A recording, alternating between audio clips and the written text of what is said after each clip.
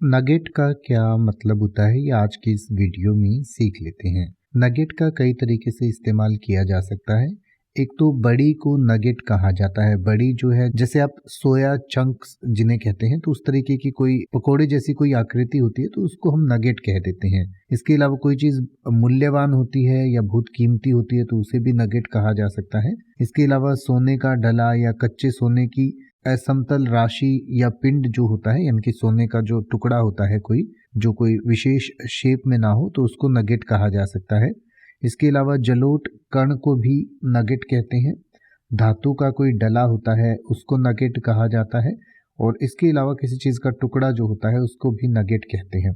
इसके अलावा पकोड़े को भी कई बार नगेट कहा जा सकता है यानी कि पकोड़े की अगर शेप जो है वो बड़ी जैसी है तो उसको भी कई बार नगेट हम कह देते हैं।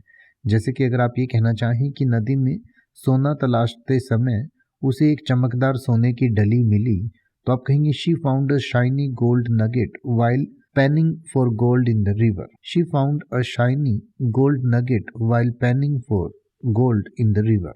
अब आप ऐसे ही किसी भी वर्ड का मतलब हिंदी और इंग्लिश में YouTube पर सर्च कर सकते हैं। आपको मेरी वीडियो मिल जाएगी जिसमें आप बिना किसी फालतू बकवास के सीधा उस वर्ड का मतलब समझ पाएंगे। तो ऐसी ही वीडियोस को देखते रहने के लिए चैनल को सब्सक्राइब करें और बेल आइकन को प्रेस करें।